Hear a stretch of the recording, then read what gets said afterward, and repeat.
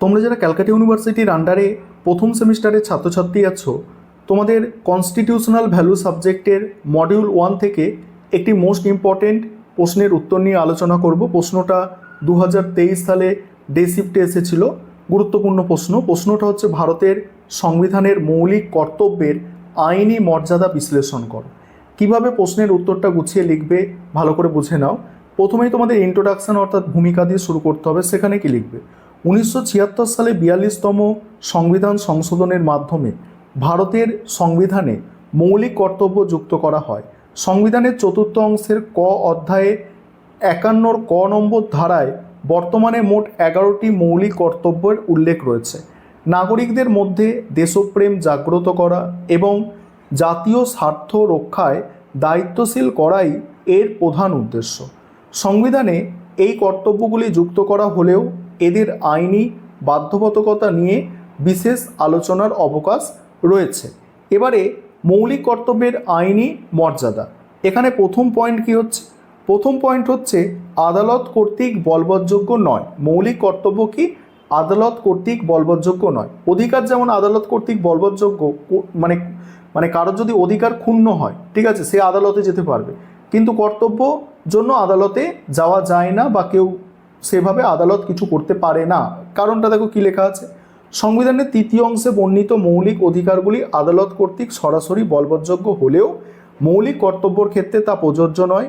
নির্দেশমূলক নীতির মতোই 51 ক ধারায় বর্ণিত কর্তব্যগুলি পালনে কোনো নাগরিক ব্যর্থ হলে তার বিরুদ্ধে সরাসরি সুপ্রিম কোর্ট বা হাইকোর্টে মামলা দায়ের করা যায় না।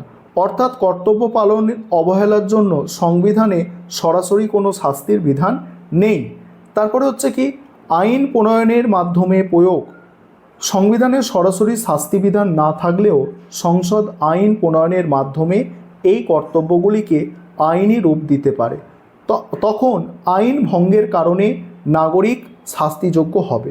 উদাহরণস্বরূপ জাতীয় পতাকা ও সংবিধান অবমাননার রোধে 1971 সালে জাতীয় সম্মান অবমাননা প্রতিরোধ আইন তৈরি হয়েছে।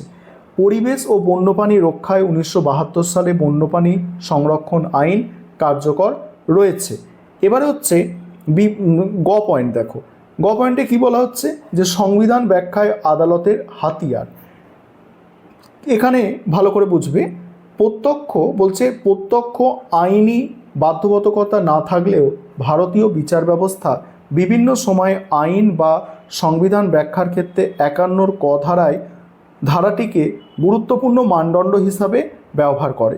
সুপ্রিম কোর্ট রায় দিয়েছে যে কোনো আইনের সাংবিধানিক বৈধতা বিচারের সময় আদালত যদি দেখে আইনটি মৌলিক কর্তব্য রূপায়ণের উদ্দেশ্যে প্রণীত, তবে তা সংবিধানের 14 নম্বর বা 19 নম্বর ধারার পরিপ্রেক্ষিতে যুক্তিসঙ্গত বলে বিবেচিত হতে পারে। তারপর হচ্ছে অধিকার ও কর্তব্যের অবিচ্ছেদ্যতা। সুপ্রিম কোর্ট বিভিন্ন মামলায় স্পষ্ট জানিয়েছে যে মৌলিক অধিকার এবং মৌলিক কর্তব্য একই মুদ্রার এপিঠ-ওপিঠ।